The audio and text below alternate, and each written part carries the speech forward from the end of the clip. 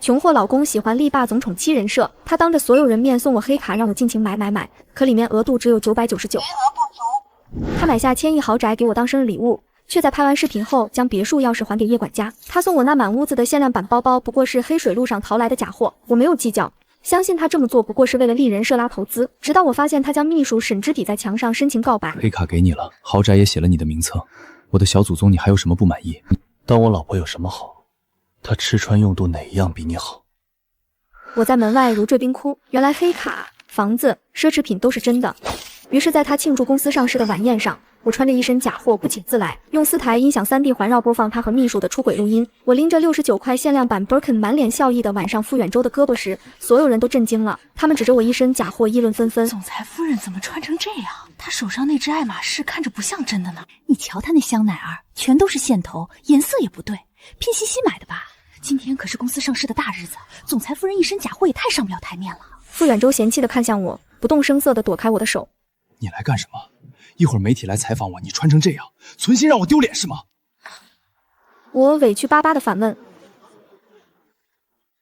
老公，我穿的都是你送给我的礼物啊，怎么了？不好看吗？我这爱马仕还是你托朋友抢到的，还有我这钻石项链也是你上个月点天灯帮我拿到的。说着我炫耀似的当场转了一圈，刮起一阵劣质皮革的胶水味，离得近的宾客瞬间捂上鼻子，一脸鄙夷。傅远洲表情一致，眼神里闪过一丝心虚，狡辩道：说什么胡话，这些根本就不是我送你的正品。顿时在场所有人都不忿地看向我。副总身家至少100亿，怎么会送假货给老婆？而且每次副总送太太礼物的时候，他都会发社交媒体炫耀，当时 Vlog 里的奢侈品都是100%正品，绝对没错。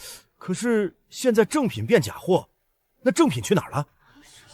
众人狐疑地看向我，根本不相信我的话，我不由得心中苦笑。当年傅远洲靠立爱妻人设拉投资，我前脚拿着这些奢侈品秀恩爱发 Vlog， 后脚便被他以收缩开支为由退回去。为了维持体面，他将假货李代桃僵，美其名曰：你这个身份，即使穿假货，也不会有人怀疑是假的。想着他都是为了公司发展，我并没有在意。直到后来，我发现那些礼物一样不少的出现在女秘书身上，看着场面一度混乱。傅远洲在我耳边厉声说道：有什么事回家再说，别在这丢人现眼。我冷笑一声，甩开他的手。傅远洲，你拿我当你立人设的工具人，那些正品拍完秀爱照片后，转手就被你送给秘书，你到底有没有良心？还没等我说完，婆婆突然从人群里冲到我面前，指着鼻子大骂道：你这个忘恩负义的坏女人，自己丢人现眼，还敢污蔑我儿子！你娘家的生活费，你弟弟市中心的房子和保时捷，哪样不是从我儿子黑卡里刷出去的？远洲送给你的正品是不是都让你卖了，救进你娘家了？话音刚落，现场爆出激烈的讨论声。我天，之前看总裁夫人岁月静好的，结果竟是一个蟹虫，还带着全家人一起吸副总的血，就是一个虚荣的捞女。事情败露还倒打一耙污蔑副总出轨，我看他就是想离婚分家产。副总太可怜了，付出那么多还被他背刺，这种女人谁遇到谁倒霉。所有人都在为傅远洲抱不平，纷纷用恶毒的言语指责我。他们只知道我是个光会花老公钱的虚荣妇人，殊不知我家里的条件并不差。这几年在傅远洲光鲜亮丽的宠妻背后，我这个豪门太太的黑卡里连500块都刷不出来。弟弟看破我的窘迫，几次想帮我讨公道，都被我拦下。可如今看着倒打一耙的婆婆，我彻底心死，直接按下手中的遥控器。顿时全场寂静，整个会场鸦雀无声，众人面面相觑。副总，我靠，这是沈秘书的声音吧？原来副总拍完照片就把正品给沈指了，逆天了！正宫穿假货，小三用正品。傅远洲闻言一个箭步冲上去拔掉电源，立马装作一副痛心疾首的样子。主任，你搞这种 AI 假视频诬陷我出轨，到底是什么居心？我把我全部身家都给你了，我对你还不好吗？婆婆也慌了，大家都看到了吧？出人用假视频诬赖我儿子出轨，想离婚多分钱。我看着默不作声的傅远洲，感觉自己从未了解过他。刚结婚那几年，我们一起住地下室，吃10块1份的司机盒饭。我父母心疼我过苦日子，几次要出钱帮他，可他却说不想靠女人上位，认为我爸妈的行为在侮辱他的自尊，而我那是坚定地站在他身边，因此寒了他们的心。他无数次在地下室跟我保证，这辈子都爱我。如今他靠着我立人设赚得盆满钵满，可我没想到他连心都黑了。见他们不死心，我拿出手机截图。傅远洲，你说视频是假的，是我造谣你和沈秘书出轨，那请你解释解释，为什么你送给我的东西会隔日出现在沈秘书的小红塔上？傅远洲彻底傻眼了。就在我发现他们出轨那天，我便全网搜沈之的社交账号，皇天不负有心人，我刷到了他的小红薯账号，他的账号营造出一副岁月静好的模样，豪华公司下午茶、豪车主驾方向盘，还有无数本属于我的奢侈品。这确实是楚然曾经晒过的东西，难道是真的？东西确实是真的，但这个账号博主没露脸，怎么会一口咬定就是沈秘书呢？质疑声音一出，傅远洲的眼睛立马亮了。楚然，你为了陷害我真是不择手段，但我们2个人的事，你不应该把沈秘书牵扯进来。你太让我失望了。是不是他？我们可以当面问问他。我环顾四周，竟然没发现沈之在。傅远洲有点心虚。沈秘书刚刚家里有事，请假走了。我冷笑出声，这么巧，是带着我的珠宝，穿着我的衣服不敢见我吧？来之前，我看到他的账号刚刚更新，图片里他穿着和我一样的香奈儿套装，手里拎着爱马仕包包，甚至脖子上还戴着那条点天灯的项链。傅远洲连忙上前拉住我。楚然，有什么事回家说，你这么闹对公司影响不好。还没等我接话，人群一阵攒动。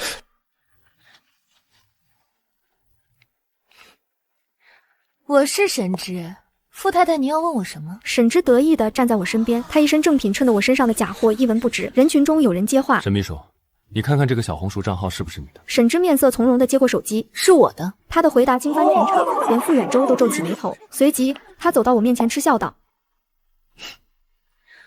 不过我晒过的东西都是我自己买的，并非傅总送的。接着他从包里拿出一沓小票扔到众人面前。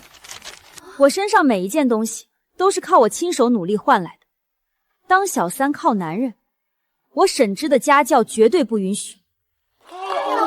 人家沈秘书是京北毕业的独立女性，怎么会给人当小三？这都是楚然搞的鬼，是他给沈秘书泼脏水。我也懵了，连忙捡起小票仔细核对，却不想小票是真的，怎么会这样？你买的？据我所知，你月薪8000能买得起要配货30万有资格拿到的 Birkin。这时，沈之冷冷地盯住我：傅太太，你不要再狡辩了，真正出轨的人是你。我看着沈之得意的眼神，基本上能猜得出他似乎早有准备。顺水推舟这一招，他还真是运用的炉火纯青。他见我气势汹汹的不请自来，先避开我的锋芒，时机一到，便顺水推舟的将出轨的锅扣在我身上。我本来不想掺和老板的家事，但傅太太今天得理不饶人，我只能把我知道的告诉大家。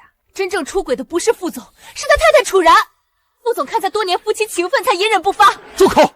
傅远洲面色阴沉，假惺惺的叫停。他强装镇定地对所有人说：很抱歉，因为我的家事影响到大家的好心情。又转过身拉着我恳求道：老婆，是我错了，别闹了，我这就给你提黑卡额度，再把你爸妈喜欢的那套别墅买下来。没等他说完，婆婆恨铁不成钢地说道：儿子，你不要再纵容他了，他就是水蛭，只会把你啃得骨头都不剩。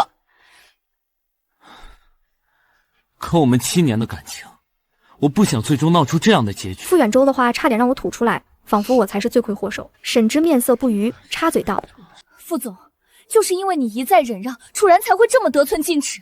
作为您的秘书，我实在不忍心让您受伤难过，因为楚然根本不值得。他转过头狠狠瞪了我一眼，拿出一沓照片扔在我身上，照片纷纷扬扬地落在地上，众人纷纷凑上来看。照片里的我在 KTV 里豪饮，身旁还围着10几个男模，甚至还有我和男人热吻照片。看到那男人的脸时，我心一沉。我靠，总裁他的私生活这么狂野，他拿着副总的钱点男模，太过分了，还作假证据企图讹副总，真不知道副总还坚持个啥劲儿。赶紧离婚止损，别让这个坏女人拿走1分钱。幸亏沈秘书拿出证据证明清白，不然副总损失大了。我真是低估了他们的无耻程度。婆婆怒不可遏地上来给我一巴掌。我以为你就花我儿子的钱，原来背着他出轨，还在外面养小白脸儿。你今天必须把花我儿子的钱全都吐出来。今天这么多人在这儿看着呢，所有人都能证明是你出轨，是你拿我儿子的钱养小白脸儿。离婚！你净身出户！可傅远洲却拦住我面前。老婆，不管别人怎么说，我是不会和你离婚的。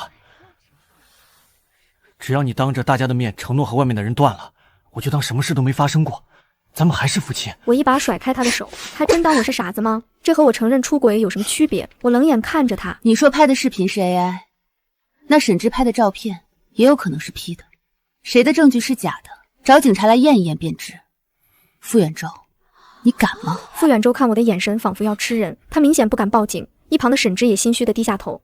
有什么不敢的？副总，我们支持你。楚然这种人跟诈骗有什么区别？他非法侵占婚内财产，必须让他坐牢。他们一副诚意的为傅远洲说话，听不来，我目光如炬的盯着这群墙头草，缓缓开口：傅远洲拿我立爱妻人设送我法货是事实，和沈之出轨送房子黑卡也是事实，你们信与不信都无所谓，警察会调查清楚。不过，到时我会依法追责在座所有人对我个人作风的侮辱与造谣。这些人都是傅远洲公司的下属，他们拿着他发的工资，当然会站在他那边诋毁我。听我这么说，他们气急败坏的围向我。我们副总沾上你这个捞女，真是倒8辈子血霉了。他舍不得你，任由你欺负，我们可不吃你这套。今天我就要给副总讨回公道。见状，我转身要走，突然有人从身后猛地攥住我的胳膊，猛力一扯，我猝不及防失去平衡，整个人重重向后摔在地上。紧接着，我又被几只粗糙的手七手八脚的从地上薅起来，是傅远洲公司的几个员工，其中一人扬手对着我的脸就是左右开弓2巴掌。清脆的响声里，我的大脑瞬间轰鸣炸开，周围的其他员工纷纷叫好起哄。打得好！对于这种女人就应该这么治她。敢在副总面前撒野，真是自讨苦吃。傅远洲就站在人群最前面，眼睁睁地看着我挨打，眼神里没有半分波澜。一旁的沈之挑衅地挽上他的胳膊，头还亲昵地靠在了他的肩上。这一刻，我们7年的感情彻底烟消云散。正在我孤立无援的时候，门外响起一个凌厉的声音：住手！刚才是谁报的警？2名警察走了进来，身后还跟着多家我早已联系好的媒体记者。傅远洲傻眼了，众人赶紧让出一条路，面面相觑，谁也不敢说话。婆婆一看警察来，哭天抢地的扑过去：警察同志，你们可算来了！我儿媳妇给我儿子戴绿帽，还侵占婚内财产。警察看着我红肿的脸颊，问道：是你报的警，说说什么情况？我深吸一口气，指着众人说道：他们恶意诽谤我私生活混乱，还伪造证据。我还没说完，婆婆破口大骂：放屁！都被人拍了视频和照片了，你还想抵赖？亏我之前把你当亲闺蜜看待，你就是这么报答我的。说着还想冲上来打我。是的，我们都可以作证，就是楚然陷害沈秘书。对，就因为我们戳穿他出轨，他才倒打一耙。我看着眼前这些见风使舵的墙头草，平静地对警察说：警察同志，我要求鉴定双方证据真实性，谁在造假，一目了然。如果沈之的照片是假的，我要依法追究他恶意诽谤。警察沉思片刻，点点头，而沈之的眼神闪出一丝恐惧，他可怜巴巴地看向傅远洲：警察同志，这是我们的家事，我会自己解决好，就不占用公共资源了。楚然，不要闹了好吗？不管你那些照片是真是假，我都相信你。婆婆不明就里，恨铁不成钢地骂道：儿子，他都要骑你脖子上了，你还在为他说话。今天你要是敢就这么算了，我就不认你这个儿子。说完又催促警察：警察同志，请你们务必严查。傅远洲见他妈添乱，一把将婆婆拽到一边：妈，我们的事你别掺和。你疯了！我是你妈，我不管谁管。警察一眼看出其中猫腻，立马将照片视频发到技术部门。别急，楚女士，10分钟后鉴定报告就会出来。话音刚落，傅远洲面色惨白：傅远洲，你还在演戏？你拿我立人设，回手以节约开烧之手将本属于我的东西转赠给沈之。更恶毒的是，你们竟然回店里办理一退一进，将这些礼物洗白。这样操作下来，既能防患于未然，又能给沈之立独立人设。可傅远洲，银行转账是不会造假的。这5年来，你前后一共给沈之转了320万。傅远洲身体一僵，完全没想到我做得如此决绝。媒体记者迅速嗅到其中的八卦：沈秘书，传闻里您家庭条件普通，入职复试后月薪8K， 入职复试期间安全无阻。可你这一身行头，粗略也有30多万，请问你哪来的钱？是不是你给副总当小三？你身上所有的一切都是副总和太太的共同财产。沈之神色慌张，颤抖着嘴唇狡辩：你们胡说，那都是我自己挣的钱。楚然故意栽赃我，是他。还没等他说完，警察拿着鉴定报告宣布道：楚然女士提供的视频并无作假痕迹，而沈之女士提供的照片和视频均经过 AI 处理过，确认造假行为。所有人都面面相觑，惊得说不出话来。接着，警察一脸严肃地看向沈之：沈女士，你涉嫌造谣诽谤，跟我们走一趟。沈之尖叫一声，指着我嘶吼：我明明看见他和照片上那个男的卿卿我我，照片虽然是假的，但是这个男人就是楚然养的小白脸。这时，门外传来一声大笑，一个年轻男人信步走进来，他走到沈之面前，问道：你说我是楚然在外面养的小白脸？沈之一看见他，立马来了精神：停！就是你！我亲眼看见你和楚然一起吃饭，你还亲密的和他玩在一起。傅远舟也愣住。楚然，你还真背着我出轨！下一秒，他意识到说错话，立刻禁言。男人笑着走到傅远舟面前，轻蔑一笑：“怎么，姐夫，你不记得我了？”话音刚落，所有人鸦雀无声。傅远舟颤抖的声音试探：“你是楚凡？”来人正是我弟弟楚凡。当初我和傅远舟谈恋爱那会儿，他正在国外读书，傅远舟也不过是在视频通话里见过一面。傅远舟没认出来也正常，虽然爸妈还不肯原谅我，但是我弟弟一直和我保持联系。沈之口中所谓的出轨，不过是我和楚凡日常见面而已，一切真相大白。我们被沈主骗了，亏他还口口声声说自己是独立女性，还不是靠身体上位。副总这么做真是太下作了，我们要重新考虑一下合作了。这样的人品不配拿到我们的投资。哼！媒体记者也开始对傅远舟步步紧逼。副总，如今证据确凿，您还有什么要说的？副总，你靠消费妻子赚钱，又背着她养小三，您的合作伙伴和投资人知道您这么道德败坏吗？这一切都是误会。下一秒，他走到我身前，低声耳语：“楚然，我错了，有什么我们私底下解决，我会补偿你的。”傅远舟，我一直都在给你机会，是你自己不需要。你本可见好就收，可你偏偏和神之抹黑我。你以为我不知道你在想什么？傅远舟面色一滞。楚然，其实当我发现他和沈之向我泼脏水的时候，我就反应过来，他早开始准备和我离婚了。他一边伪造证据诬陷我出轨，另一边又装出一副受害者模样人前立人设，就是想离婚的时候让我净身出户。只不过我提前发现他们的丑事，打得他措手不及。于是我郑重地走到镜头面前，一字一顿地说道：“我正式向傅远舟先生发起离婚诉讼，并依法追回他花在沈之身上的每一分钱。”话音刚落，傅远舟身体不将连退2步。不行，不能离婚！婆婆这会儿才捋清楚来龙去脉，深知一旦离婚，傅远舟和公司就完了。哎呀，离什么婚？哎呀，都是误会，这解释清楚就好了。再说了，哪个成功男人背后不都有红颜知己吗？都是小事儿。他毁三观的话彻底惊呆了所有人。弟弟握住我的手：“姐，做得对，必须离婚。走，回家吃饭。”爸妈等着呢。我欣慰地点点头，转身跟他向外走去，全然不顾婆婆和傅远舟的嘶吼声。我知道这场闹剧还没有结束，但是这一次我要亲手拿回属于我的一切。回家后，爸妈并没有再提以前的事，他们就如从前一样，亲切地招呼我进屋吃饭。回来了，快进屋吃饭。我瞬间泪如雨下，心中的委屈终于得到宣泄。我妈温柔地将我揽在怀里：“冉冉，一切都会过去的，我们永远陪着你。”爸爸见我难过，更是放下筷子。傅远舟竟敢这么对我女儿！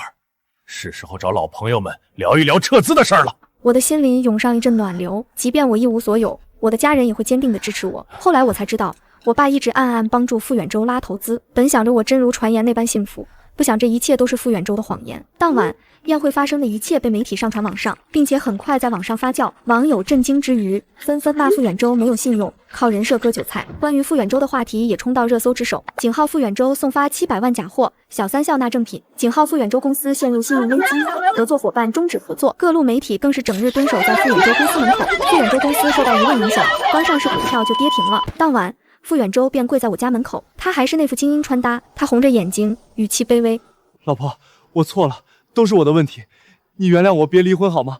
公司资金链断了，所有合作光都终止合作，再这么下去，公司就完了。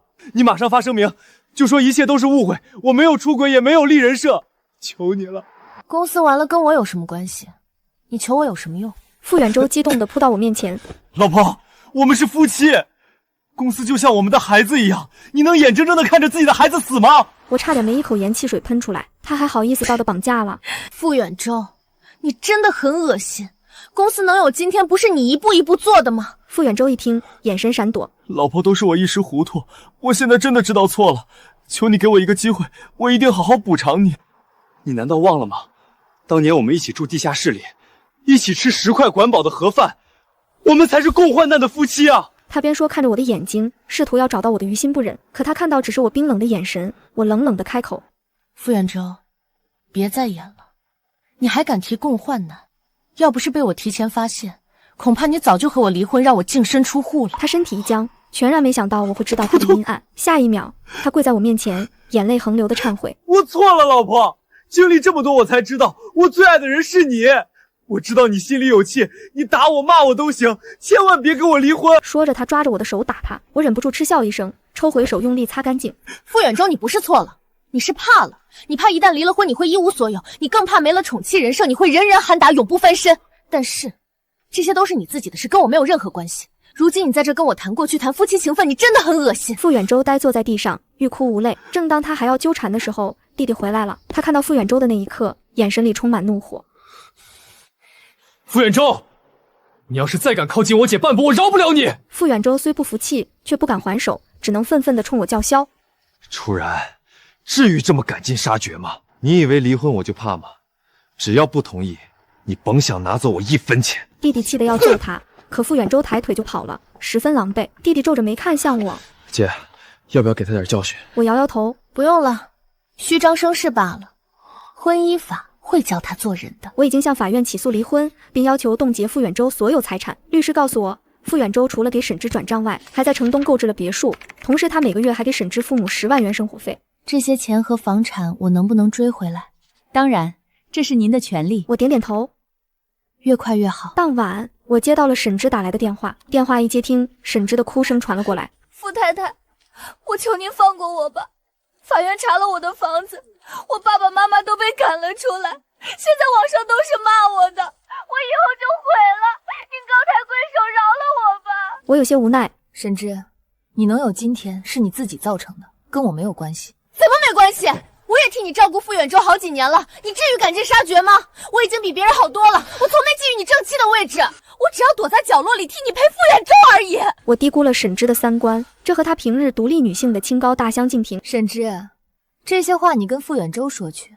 还有，我和傅远舟离婚了，你快点去上位吧。话音刚落，沈之在那边破口大骂。我将手机放在旁边，轻轻点开录音功能。她终有一天会为自己做的一切付出代价。这一次他不会等太久，离婚流程正在进行，傅远舟那边也陷入囹圄之中。他一边应付离婚官司，另一边低三下四的谈合作。可所有合作商都知道他的丑事，更是对他避而不见。他还是不停地给我打电话求原谅，但我从来没接过。见我不理他，他竟然重操旧业，在网上开了一个叫追妻日记的账号。他一天更新7、8条视频，视频里他对着镜头声泪俱下的检讨自己的错误。我真的知道错了，我对不起我老婆，我愿意用一辈子来弥补她。谁知还真有一些网友被他骗了。傅哥，加油，嫂子一定会看到你的真心的，加油！但很快，这些评论便被知情人的谩骂声覆盖。装什么大尾巴狼了？你忘了你当初怎么算计你前妻的？你这种人就应该千刀万剐才能解我心头之恨。举报！举报！这种人表面装可怜，实则里子都烂透。没出3天，他的账号就被封了。我妈气得直跺脚。这世上怎么会有这么厚颜无耻的人？我连连安慰他，不要急，我马上就要自由了。半月后，我和傅远舟终于离婚了。我依法拿回属于我的一切，而傅远舟净身出户。走出法庭的那一刻，我的心终于敞亮了，我终于自由了。正当我准备开车离开时，傅远舟他妈扑到我的车前。然然，你怎么这么狠心？我儿子对你不好吗？我对你不好吗？你们结婚5年都没有孩子，我从没有催过你。平日里我把你当成亲生女儿看待，这些恩情你都忘了吗？我妈气得就要下车跟他理论，我连忙拉住他。我自己解决。说完，我下车走到他面前。你说你儿子对我好，那为什么拿钱养小三，却只给我900一个月的生活费？你说你对我好，那我被造谣被欺负的时候你在干什么？你在扇我耳光，你还骂我白眼狼不识好歹。我的眼神如利刃一般狠狠扎进他的心里。我和我儿子已经跟你道歉了，是你小肚鸡肠，非要把事情做绝。你现在赶紧和我儿子复婚，把我儿子的钱全部还给他，再给我生个大孙子，这件事儿就一笔勾销。闻言，我终于知道傅远舟为什么会出轨沈之了，因为他们才是三观一致的天选一家人。我没再废话，转身上车，握紧方向盘启动车子。父母胡搅蛮缠，拦住我的车，大放厥词。你有能耐今天就从我身上压过去，不然你就和我儿子复婚。我二话不说，毫不犹豫地踩下油门，见我来真的，心有余悸地大骂。你这个毒妇，你真想撞死我？你不得好死！你个毒妇！我充耳不闻，立马离开了法院。父母在法院撒泼的视频再次被传到网上，鉴于他的无耻程度，叹为观止。网友们迅速将他8个底朝天。那以后，无论父母走到哪里，都有人对他指指点点，骂他老不死的超雄大爷。看什么看？我说错了。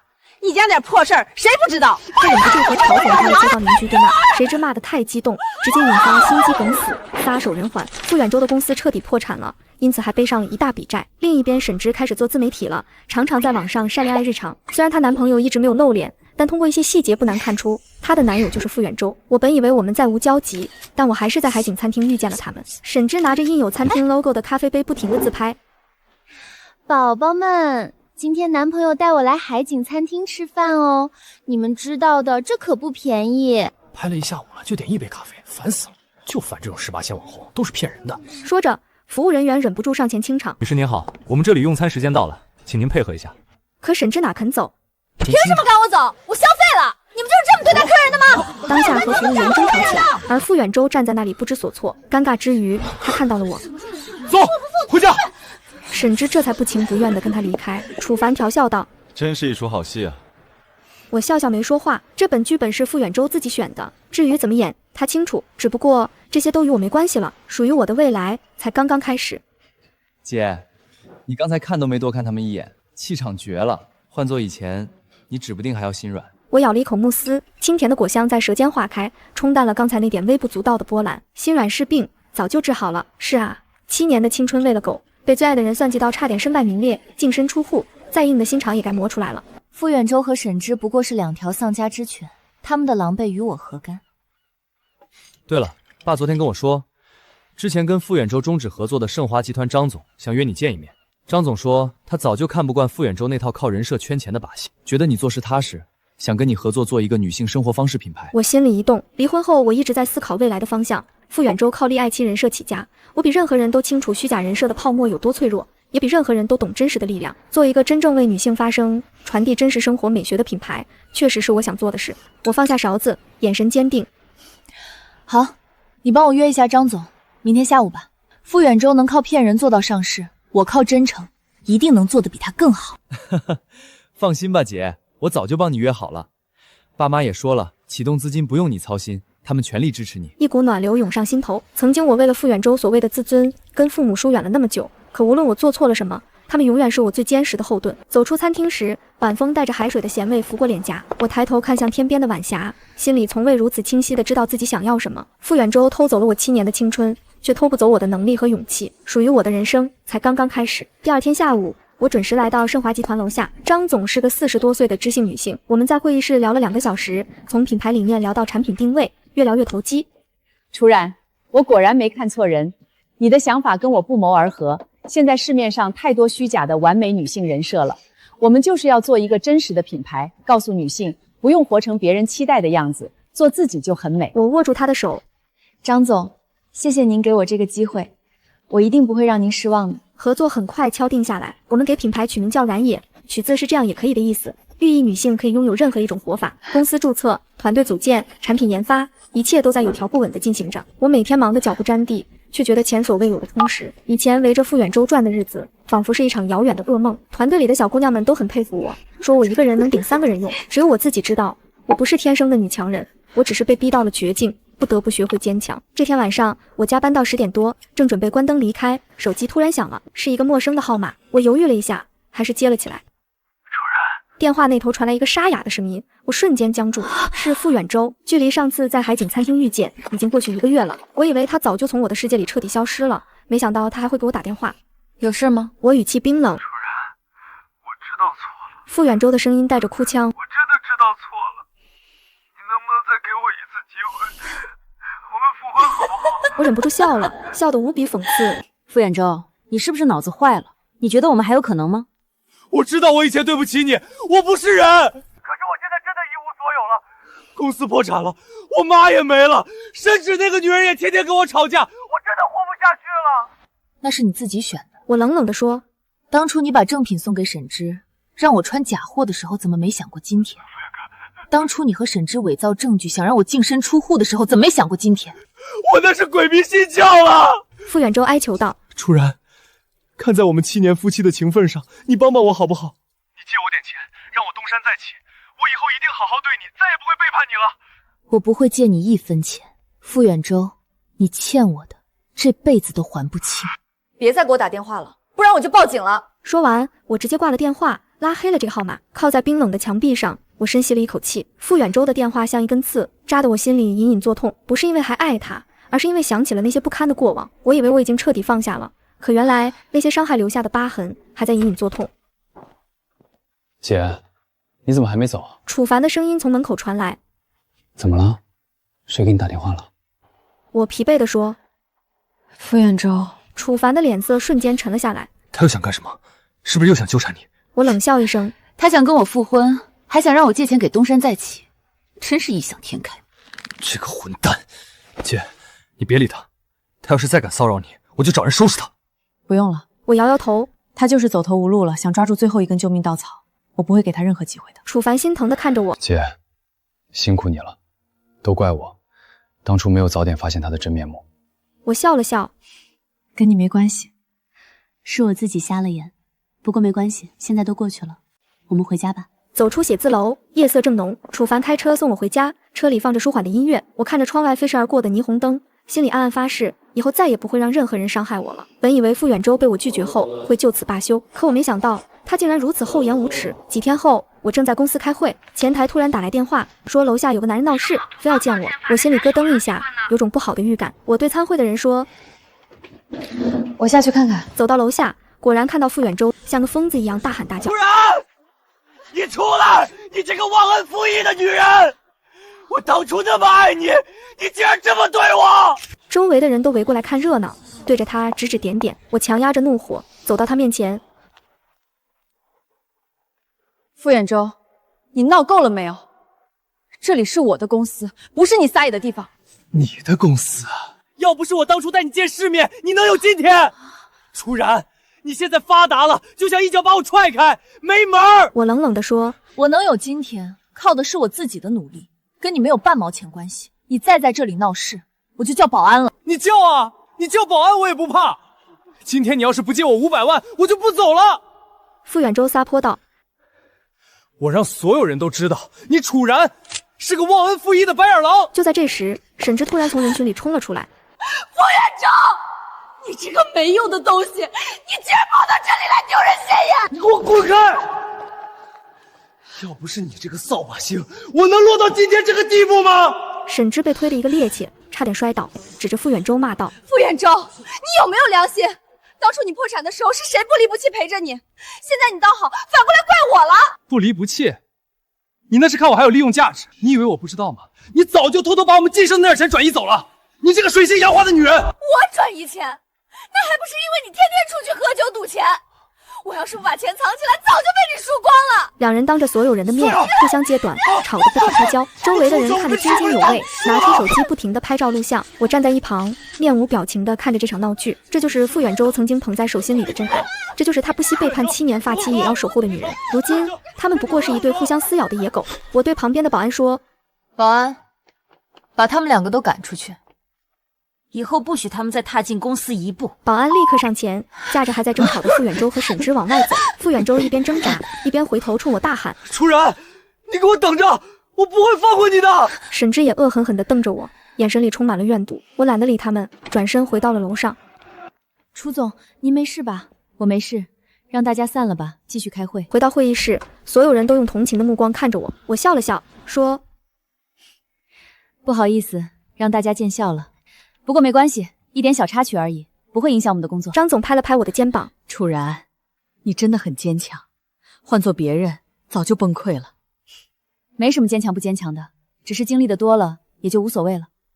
我们继续吧。会议继续进行，我很快调整好状态，投入到工作中。可我心里清楚，傅远舟不会就这么善罢甘休的，他是个睚眦必报的人。今天我让他丢了这么大的脸，他一定会报复我的。果然，不出我所料，当天晚上网上就出现了大量抹黑我的帖子。帖子里说我是靠前夫傅远舟起家的，离婚后卷走了傅远舟所有的财产，还把傅远舟的母亲气死了。现在我发达了，就翻脸不认人，对走投无路的傅远舟不管不顾。帖子还配上了今天傅远舟在我公司楼下闹事的视频，故意剪辑掉了他撒泼的部分，只留下我冷漠的让保安赶他走的画面。一时间网上骂声一片，很多不明真相的网友都被带了节奏，纷纷指责我冷血无情，忘恩负义。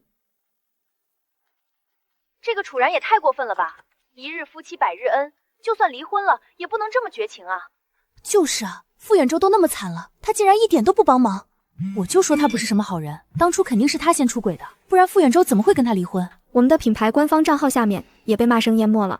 抵制然也，这种人品的人做出来的品牌，谁敢买啊？很多已经下单的客户纷纷要求退款。楚凡气得把手机摔在桌子上，太过分了，肯定是傅远舟和沈之干的，他们怎么能这么颠倒黑白？然然，这可怎么办啊？要是再这样下去，我们的公司就完了。我看着网上那些恶毒的评论，心里反而异常平静。傅远舟的手段我早就领教过了，他也就这点本事了，只会躲在键盘后面造谣生事。我安抚道：别着急，清者自清，浊者自浊。傅远舟以为靠造谣就能打垮我，他太天真了。楚凡着急地说：可是现在网上都在骂我们，很多客户都要求退款了，我们不能坐以待毙啊！当然不能坐以待毙。我笑了笑，拿出手机。我早就料到他会来这一手，所以早就准备好了证据。我打开手机里的录音，正是上次傅远舟给我打电话求我复婚、跟我借钱的录音，还有今天在公司楼下傅远舟和沈之互相揭短的完整视频。然然，我们复婚好不好？我知道错了，我离不开你。傅远舟，我们已经结束了，别再来纠缠我。把这些录音和视频都发到网上，再把当初法院的判决书、傅远舟给沈之转账的记录、沈之伪造证据的鉴定报告全都整理出来，一起发出去。我要让所有人都知道傅远舟到底是个什么样的人。好，我马上就去办。楚凡立刻来了精神。半个小时后，我们的官方账号发布了一条长微博，附上了所有的证据。录音里，傅远舟的哀求声、忏悔声、歇斯底里的喊叫声清晰可闻。视频里，傅远舟和沈之互相辱骂，揭短的丑态暴露无遗。还有法院的判决书、转账记录、鉴定报告，铁证如山，舆论瞬间反转。我靠，原来真相是这样。傅远舟也太恶心了吧！自己出轨算计发妻，现在破产了还有脸去找前妻要钱，真是不要脸。沈之也不是什么好东西，当初装什么独立女性，结果还不是靠男人。对不起，楚总，我错怪你了，我马上去下单支持然也。支持楚总维权，这种渣男就应该让他身败名裂。之前那些抹黑我的帖子很快就被网友的骂声淹没了，很多要求退款的客户也纷纷取消了退款申请，还主动在网上帮我们宣传。然野的销量不仅没有下降，反而因为这次事件知名度大大提高，销量暴涨了好几倍。傅远舟偷鸡不成蚀把米，彻底成了全网的笑柄。本以为经过这次事件，傅远舟会彻底消停，可我没想到他竟然丧心病狂到了极点。那天晚上我加班到很晚，独自开车回家，走到一个偏僻的路口时，突然有一辆黑色的面包车横冲直撞的冲了过来，拦住了我的去路。我心里一惊，连忙踩下刹车，车门打开，几个戴着口罩的男人从车上跳了下来，手里拿着铁棍，朝着我的车走了过来。我立刻反应过来，是傅远舟派来的人，我赶紧锁上车门，拿出手机准备报警。可就在这时，一个男人一铁棍砸在了我的车窗上，玻璃瞬间碎裂。